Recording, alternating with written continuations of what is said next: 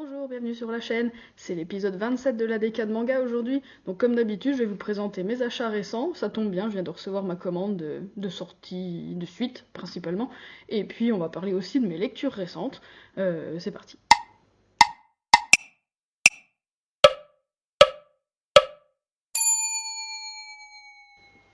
J'ai fait une commande chez Gibert, ce que je fais régulièrement, et d'habitude j'en profite pour acheter beaucoup d'occasions. Là c'est l'inverse, j'ai un seul tome d'occasion et tout le reste c'est du neuf, c'est des suites.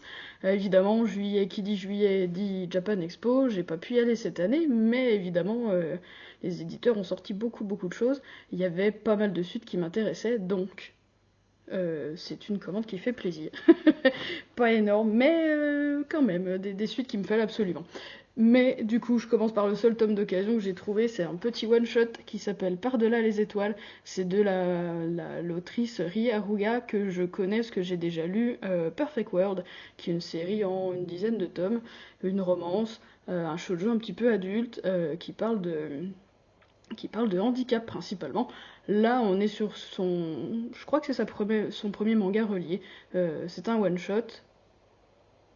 Et ça a l'air tout mignon. J'ai un petit fait pour les, les mangas qui parlent d'astronomie, de loin, de près ou de loin. On va en reparler plus tard dans la vidéo, soit dit en passant. Mais voilà, je complète un petit peu ma mangatech de cette autrice-là que j'aime beaucoup. Le reste, comme je disais, c'est des suites. Donc j'ai trouvé le tome 2 de Pour un petit bout de toi, c'est le dernier tome déjà, c'est une série complète en 2 tomes. J'avais bien aimé, j'ai bien aimé le 1, ça paye pas de mine, mais c'est rigolo. C'est rigolo, c'est tout mignon, c'est bien dessiné.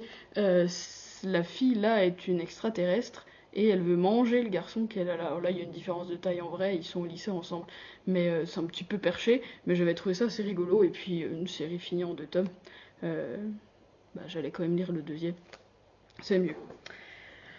Le deuxième tome aussi de You're My Soulmate, un shoujo un tout petit peu plus adulte puisque les personnages sont étudiants, ça change un petit peu. J'ai bien aimé le 1, je vous en ai parlé dans une décade précédente. De toute façon, j'avais bien aimé. Les covers sont charmantes. Donc le tome 2. Le tome 13 des Carnets de l'apothicaire. Si vous avez suivi les dernières décades, vous savez que du coup, je me suis trouvé l'intégrale de la série. J'avais lu les 2 premiers tomes. Et là, j'ai acheté tout le reste jusqu'au 12. Je viens d'acheter le 13. Mais a priori, ça sera pas lu tout de suite. Je sais pas si vous avez vu sur la chaîne, je vous ai sorti la vidéo Ma palle de l'été avec à peu près 120 tomes dedans. Pour l'instant, mon défi se passe bien. Pour l'instant, je tiens à peu près le coup. Mais les carnets de l'apothicaire sont pas dedans. Donc ça sera plutôt une lecture pour la rentrée. Mais j'ai énormément de choses à lire d'ici là, donc c'est sans regret. Le tome 2 aussi, des Chroniques de la mariée de Bretagne. J'avais beaucoup aimé le 1. Ça se passe au Moyen-Âge en France, avec ce personnage-là qui est une fille, mais qui se fait passer pour un mec, pour un chevalier, pour venger son père. C'est palpitant. c'est. C'est très bien dessiné, c'est dynamique, il y a du complot, il y a de la chevalerie, tout ce qu'on aime. J'avais beaucoup aimé le 1, donc je suis très contente que le 2 sorte déjà. Ah, mon chouchou. Chiayafuru, tome 46. Tome 46 déjà, c'est incroyable. Le 45 est sorti il n'y a pas si longtemps, et en plus ça fait plusieurs tomes qu'on est dans le match au sommet du Karuta qu'on attendait depuis le tome 1 en fait. C'est ça que j'adore, c'est qu'on n'a pas dévié. Voilà, c'est la suite logique de tout ce qui s'est dit dès le tome 1. Faut que je relise le 45, voire même le 44. En tout cas, je les relise au moins en diagonale pour me remettre dedans, pour en profiter, parce que quand on relit un tome comme ça et qu'on a oublié un peu ce qui se passait avant, c'est un peu dommage. J'ai trop hâte de lire. Dans le même style, une suite qui me fait bien plaisir, avec cette couverture très intrigante quand même, le tome 13 de Sons of Life. J'avais été un tout petit peu déçue du tome 12 où je trouvais que l'action avançait pas beaucoup. Donc je suis très contente que le 13 soit déjà là et j'espère que ça va avancer pas mal. Je vous rappelle que ça parle de musique dans un lycée avec un club qui joue du koto, qui est un instrument à cordes traditionnel japonais. Et dans le tome 12, enfin, je pensais que ça allait arriver dans le tome 12, ils étaient sur le point de passer leur premier gros concours important, enfin un championnat, concours, peu importe. Mais le tome 12 est un petit peu filler à mon goût, donc j'ai hâte de voir ce qui se passe dans le 13. Ensuite, le tome 2, le dernier tome aussi de cette série courte qui s'appelle L'Auberge de la Vie. Je suis un peu surprise, c'est un gros tome. C'est un gros tome et en même temps je suis assez contente parce que j'avais trouvé le premier vraiment bien à tout point de vue, au niveau de l'histoire, au niveau du dessin. J'avais beaucoup aimé et j'étais un petit peu déçue que ça soit une série en 2 tomes seulement. Bon, là, du coup, il y a un peu plus matière, donc c'est presque une série en 3 petits tomes finalement. Pareil, je vais relire le 1 pour apprécier d'autant mieux le 2. Voilà pour les tomes. Dernier achat, je me suis offert le petit coffret de recueil d'illustrations de Fruits Basket, l'animé. J'ai feuilleté un peu avant pour pouvoir vous en parler mieux. Je savais pas trop à quoi m'attendre, honnêtement, mais je suis une grande fan de Fruits Basket. Ils sont juste là derrière moi, soit dit en passant, derrière la vache. et j'avais beaucoup aimé cet animé-là. J'avais beaucoup aimé le vieux aussi, qui était sorti, je sais pas, dans les années quoi. Peut-être 2005, 6, je crois qu'il y en avait un à l'époque où je me relevais le soir, ce qui passait genre vers 11 h ou un truc comme ça, sur... quelle chaîne ça pouvait être. Je sais plus. Genre J1 peut-être, ou un truc comme ça. Enfin, je vous parle de ça, c'était presque le siècle dernier. Entre-temps, il y a eu un autre animé qui reprend l'intégralité du manga, donc c'était quand même... il est sur Crunchy, hein, il est très beau. C'est pour ça que du coup j'ai acheté le petit recueil, mais je savais pas exactement trop à quoi m'attendre, alors j'ai feuilleté. Et il se trouve que, en fait, je crois que j'ai bien fait de l'acheter, parce que je trouve ça très joli. Donc à l'intérieur, on a 3 petits recueils comme ça, avec du coup les 3 personnages principaux, jusque-là tout va bien, qui représentent chacun une saison de l'animé. Et en fait, à l'intérieur, on a des illustrations inédites. On a en fait une double page à chaque fois par épisode de la saison, avec un petit résumé, quelques screenshots de l'animé, un petit commentaire de l'autrice du manga et une illustration inédite. Du coup, je suis contente qu'il n'y ait pas que des captures d'écran de l'animé. Il y a des très jolies illustrations qu'on n'avait jamais vues. Donc je suis assez content. Et il y a même quelques plages avec d'autres illustrations. Voilà, genre ici, tirées des illustrations inédites ou des illustrations tirées des magazines de prépublication au Japon. Donc c'est parfait pour se replonger, parfait pour découvrir quelques nouvelles illustrations, revoir un peu l'histoire de l'animé avec les temps forts, un petit commentaire de l'autrice. Je trouve ça super. J'avais peur que ça soit moins riche que ça en contenu. Là, c'est quand même quelque chose qu'on peut relire pour se replonger dedans. Donc, je suis très contente. Les covers sont très très très jolis. Donc, j'ai bien fait. Et ce petit coffret coûte 13,99 €, donc c'est pas aberrant. Non, c'est très bien. Je vais certainement avoir envie de me refaire l'animé aussi, du coup. Ce qui n'est pas un problème en soi du tout. Je suis en vacances, tout va bien. Je peux parfaitement me refaire l'animé de Fruits Basket. Ça sera même avec grand plaisir. Voilà pour mes achats de ce début juillet. C'est déjà pas mal, mais c'est que des choses qui me font extrêmement plaisir. Donc je suis très contente jusque-là. Et puis du coup, on va passer aux lectures. Bon, comme je vous disais, je me suis lancé un gros défi de lecture là pour ces vacances, pour cet été. Là, du coup, je vous présente tout ce que j'ai lu avant, donc début juillet, voilà, avant de commencer mon défi range ta palle, quoi. Du coup, j'ai quand même quelque chose à vous présenter parce que j'avais acheté beaucoup de mangas au mois de juin et mai, de toute façon. Donc, allez, on va commencer par... C'est un one-shot, ça s'appelle Sirius. Justement, ça rejoint un peu ce que je disais tout à l'heure. Dès qu'il y a des étoiles en couverture, pour moi, c'est un argument de vente ou d'achat. Ça s'appelle Sirius, c'est de Ana Sanchez, donc c'est une autrice espagnole, c'est édité chez Glénat.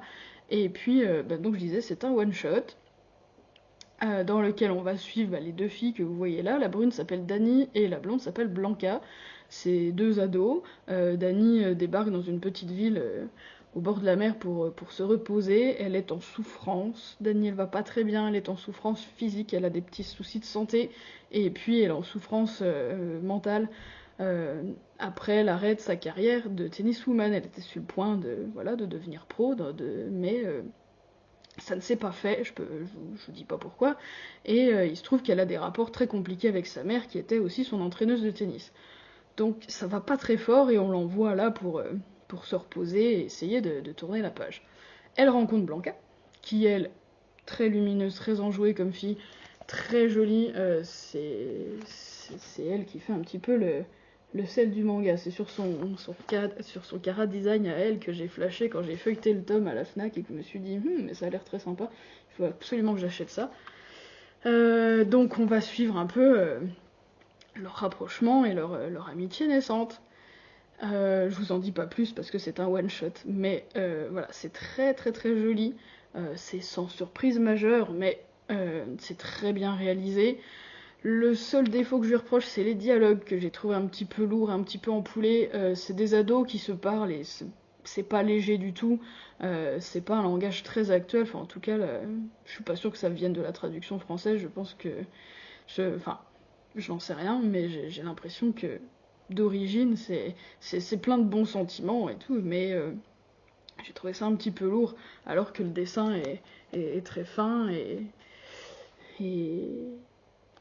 j'étais un petit peu déçue de ça, mais c'est une jolie histoire. Il y a une fin sympa, ce qui n'est pas toujours le cas. Des fois, les one-shots, des fois, j'aime pas trop, moi, les fins ouvertes. Et là, il y a une petite fin, que j'ai trouvé sympathique. Donc, c'est très joli. Voilà, une petite lecture sans prise de tête, très mignonne. J'ai bien aimé. Allez, on va passer avec un truc qui n'a rien à voir. Je vous montre, j'ai acheté les 2 premiers tomes d'un coup. Ça s'appelle Couteau et piment vert.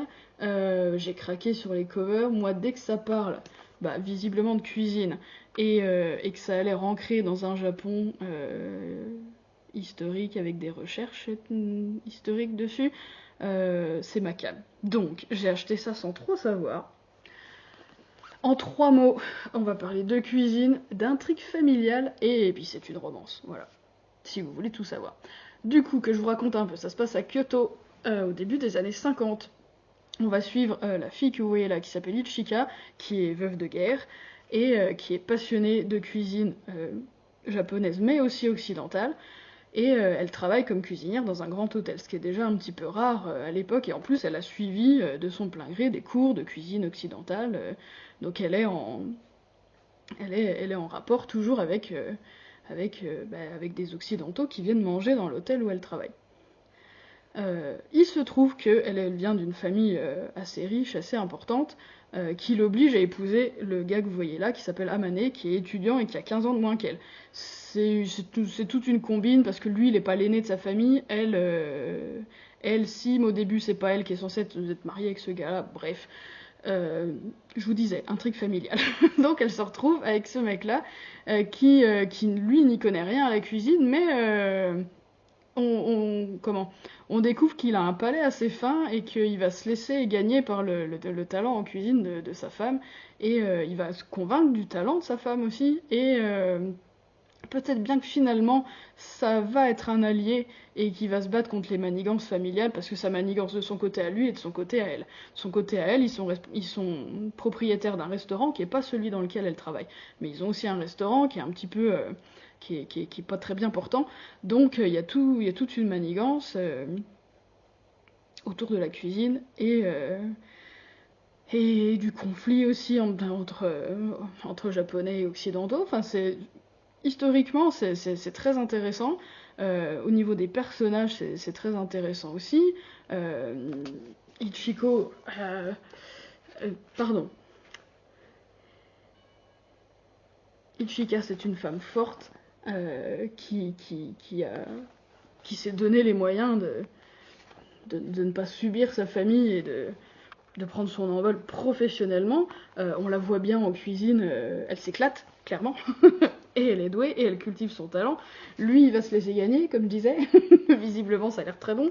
Ce qui est rigolo aussi, c'est qu'il y a pas mal, surtout dans le tome 2, mais il y a pas mal de recettes des recettes entières hein, qu'on pourrait carrément... Alors ils sont plutôt dans le tome 2.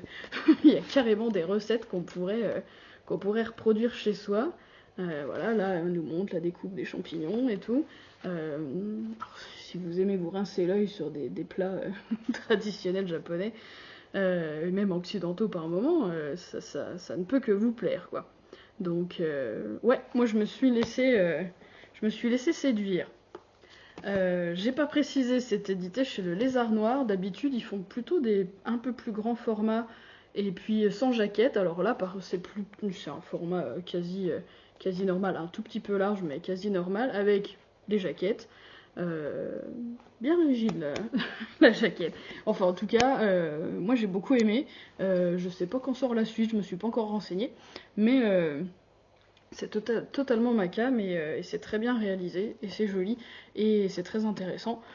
Donc ouais, en un seul mot, j'ai trouvé ça très intéressant, vraiment. Et je veux bien la suite. C'était dans le manga historique avec Rose Bertin, j'ai lu le tome 2, j'avais été très surprise, très agréablement surprise par le tome 1. Du coup, je me suis jetée sur le tome 2. On suit Marie-Jeanne Bertin, qui continue, qui est couturière, coiffeuse de talent, qui est montée à la capitale pour faire carrière, pour briller à Paris. Je suis en train de réfléchir à quel...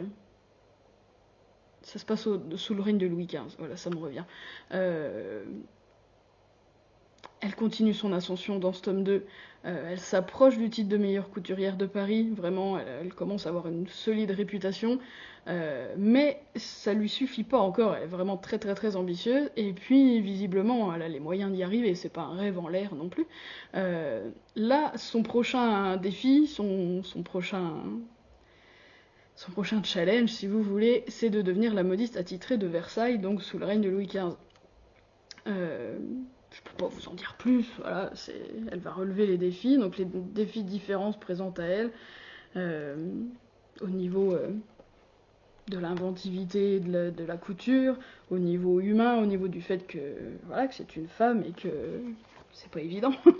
Je vous montre un petit peu le Cara Design que je trouve incroyable. Au niveau des robes, évidemment, au niveau des robes et des coiffures, il y a de quoi voir. Alors oh cette planche-là, je peux pas vous la montrer. Alors, je cherche évidemment, c'est presque vous spoiler, mais on peut se retrouver face à ce genre de double planche. Un régal pour les yeux.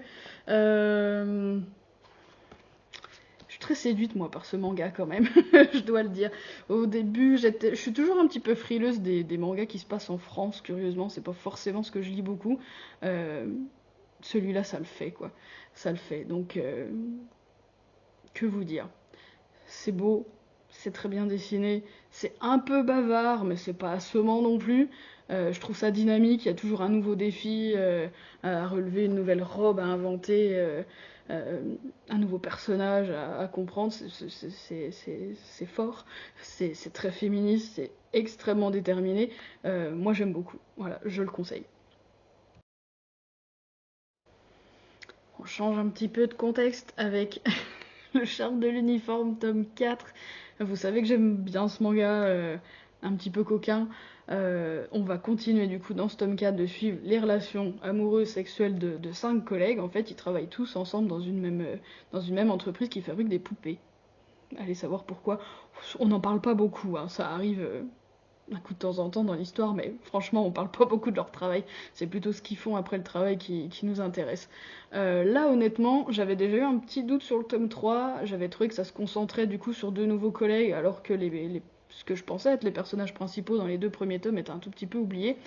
Là, on en reste un peu là. On revoit les autres quand même. C'est un petit peu plus partagé. Je trouve que les personnages masculins se ressemblent tous. Au niveau des cheveux, des lunettes... J'aurais peut-être dû relire le reste avant, je crois que je les confonds un peu. J'étais un petit peu perdue par moment. Avant la sortie du tome 5, je crois que je vais tout relire pour me remettre mes idées à plat, parce que c'est trop dommage de ne pas profiter, parce que c'est assez drôle, c'est très joliment dessiné, c'est très fin. Moi j'aime beaucoup. Bah regardez les mecs là, enfin ils ont tous des lunettes. Vous n'êtes pas obligé d'avoir tous des lunettes. Bon, c'est voilà, comme je disais, c'est très joli, c'est juste un peu coquin, c'est léger, c'est drôle, c'est toujours consenti aussi. C'est très agréable à lire. Là, il faut juste que je me remette, les idées en place. Ah si, il y a un petit chapitre où il parle quand même de la fabrication d'une poupée. Euh, si. Bah bon, comme je disais, c'est pas ça vraiment qui nous intéresse. Mais en tout cas, voilà, une romance moderne, sans tabou sur le fait que voilà, les gens s'aiment, ils ont envie de. Enfin, il y a du désir aussi. C'est rafraîchissant. Je le conseille potentiellement si vous voulez une romance légère. Il y a même plusieurs romances à l'intérieur, puisqu'on suit différents couples de collègues, donc non, c'est intéressant. Un peu dans le même style, j'ai lu le tome 2 de Love Coach Koikaku-Bokun. Au début du tome 1, le deal c'était que Aren, le beau gosse là, était censé apprendre à Eiko, la fille, du coup une jeune trentenaire sans expérience en amour, en quoi que ce soit, il était censé lui apprendre les relations amoureuses, love coach. Normalement c'était ça le deal. Ce qui me gêne un peu, c'est assez vite l'idée de départ est quand même laissée de côté. Évidemment, on s'en doutait un peu, c'est toujours le truc, on va faire semblant de sortir ensemble. Évidemment qu'un des deux, voire les deux, vont développer des vrais sentiments. Évidemment que c'était un peu, on s'en doutait, mais à partir de là, en fait, on va suivre, alors que ça se passe entre adultes, on va suivre les scènes typiques du shoujo adolescent. Donc, la première fois qu'ils se tiennent la main, le premier bisou peut-être, on va peut-être attendre 3 chapitres de plus. Euh, si je veux ce genre d'histoire avec les premiers émois, j'achète. Je suis en train de dire Sakura Saku, voilà. Là, d'accord, j'en ai pour mon argent, comment c'était prévu. Là, si c'est une histoire entre jeunes adultes, bah, je m'attendais à un truc un peu plus comme le charme de l'uniforme et en plus, il n'y a pas grand chose qui m'agace plus que le fil de départ qui se perd déjà au tome 2. On est déjà plus dedans. Finalement, c'est une romance entre les deux. Euh, et l'histoire du Love Coach est déjà un petit peu oubliée. Donc, j'ai pas été hyper convaincue par ce tome 2. Après, c'est très joli. C'est très bien réalisé, je veux dire, on comprend tout, c'est très expressif, c'est très joli, les personnages sont relativement cohérents, c'est juste le fil de l'histoire qui s'est perdu. Du coup, je suis pas sûre de continuer, ce qui est dommage, hein, parce que vraiment, je trouve ça joli, et il y a l'histoire aussi que les deux personnages se connaissent via un jeu vidéo, c'était intéressant, cette partie-là, c'est pareil, c'est plus très important dans ce tome 2. Euh, un petit peu déçu. Un petit peu déçu. On verra. On verra quand le tome 3 sortira. Bon, des romances adultes, il y en existe des très bien. Je vais pas m'apesantir sur une qui m'a pas totalement convaincue. Allez, on continue avec une de mes séries de cœur. Je parle de Nodame Cantabile. C'est la réédition Masterpiece. On en est au tome 3. On va continuer de suivre nos étudiants en fac de musique. On en est toujours là. Chiaki, le prodige, en piano, en violon, en direction d'orchestre. Dans ce tome-là, il se prend en main. On en apprend plus aussi sur son enfance, parce que ce qui a l'air d'être le seul problème chez lui, c'est sa phobie de prendre l'avion et le bateau. Donc il se demande sans arrêt si faire carrière au Japon c'est suffisant. Lui qui a parcouru l'Europe étant enfant, il a de grandes ambitions en Europe. Là pour l'instant il est un petit peu cloué au Japon. Donc ce débat refait surface un coup de temps en temps. Là du coup on va se concentrer sur lui, sur ça, on va découvrir un petit peu des membres de sa famille. Et puis il va se prendre en main comme je disais et il va avoir l'idée de fonder un orchestre. Donc on est aux prémices de ça, retrouver quelques membres, quelques musiciens qu'il avait croisés, soit à la fac, soit en stage, à l'occasion d'autres masterclass. Donc voilà, on est dans les prémices du je recherche des gens avec qui j'ai envie de travailler pour me lancer dans un projet ambitieux, mais nécessaire pour ma carrière. C'est un petit peu moins loufoque que les autres tomes du coup, mais bon, on a toujours Nodame qui est, qui est loufoque, elle c'est son rôle, et on l'aime beaucoup pour ça. On en apprend un peu plus sur ses ambitions professionnelles à elle aussi, parce qu'elle est très très douée en piano, quoique complètement hors des clous. Donc, est-ce que, voilà, quelle place a la musique dans sa vie? C'est une vraie question qui va commencer à se poser dans ce tome-là aussi. Donc, musicalement, c'est cohérent, ça prend forme, ça s'agit un peu, mais c'est toujours drôle. Si vous avez aimé l'humour des débuts, ça marche quand même. Ça prend forme, ça devient concret. Bah, moi, j'aime toujours autant ce manga, il n'y a pas à dire. Il n'y a pas à dire. Et puis, on s'y fait cette édition en grand format, c'est pas ce que j'ai l'habitude de lire, mais ça marche plutôt bien. Ouais. Ça paye pas de mine niveau dessin, c'est pas les plus beaux dessins, c'est pas pour ça qu'on aime ce manga, mais sur moi ça marche. Sur moi ça marche. On est dans l'univers de la musique classique, ça ressemble à mes propres études, donc et on est en plein Japon, et il y a des personnages tous plus attachants, plus loufoques les uns que les autres. Non, non, c'est très drôle. C'est très drôle, c'est une lecture détente que je ne saurais vous conseiller. J'avais prévu de vous présenter le tome 1 de Petit Requin. Je vous mettrai des visuels, mais impossible de retrouver mon tome là au moment de filmer. Je sais pas ce que j'en ai fait. Donc ça vient de sortir, c'est tout mignon, c'est un recueil d'histoires très courtes, de quelques pages maximum. C'est tout en couleur, c'est quasi sans texte, c'est très enfantin du coup, et on va suivre, comme son nom l'indique, un petit requin. Vous remarquerez, j'ai peut-être un invité par là aussi. Ça se passe dans un Japon actuel, et puis bah, il se promène, sans eau, hein, tout va bien. Il fait beaucoup de rencontres, donc les enfants du quartier, et les enfants l'adorent.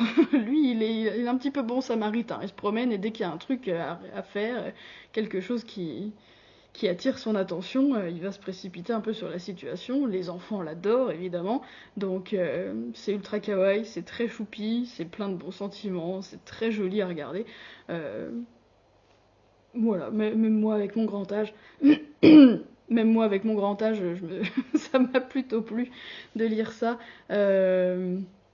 Voilà, si vous voulez offrir un joli livre d'illustration, enfin, ou d'histoire très courte, quasi sans texte, à des enfants, je pense que ça peut très bien marcher. Mais moi j'ai lu ça, j'ai souri plusieurs fois, hein, c'est vraiment très choupi. C'est pas exclu que j'achète le tome 2 du tout, ça, ça risque même d'arriver. Voilà pour ce mois-ci, enfin en tout cas pour cette décade-ci, je vous ai tout dit, vous avez vu mes achats, vous avez vu mes lectures, j'espère que je vous ai donné envie d'en découvrir certaines. Euh, En attendant la prochaine décade, j'essaye de détruire ma palle, comme je vous disais. En l'occurrence, je suis dans Sakura Saku, j'ai relu les 4 premiers tomes, il me reste 5 et 6. Et puis je suis dans Katsu aussi, j'ai relu 1 et 2, j'ai commencé le 3. Ça suit son cours, ça se passe pas mal, j'ai des bonnes lectures, je profite de l'été pour lire tous ces trucs-là qui étaient un petit peu en suspens. Donc ça se passe très bien. De mon côté, ça se passe très bien. J'espère que vous aussi, vous avez de bonnes lectures. Et puis n'hésitez pas à me partager des choses aussi dans les commentaires. Je suis toujours ravie de vous lire. Du coup, d'ici la prochaine décade, eh ben, je vous souhaite de bonnes lectures, un bon été. Et puis on se dit à très bientôt.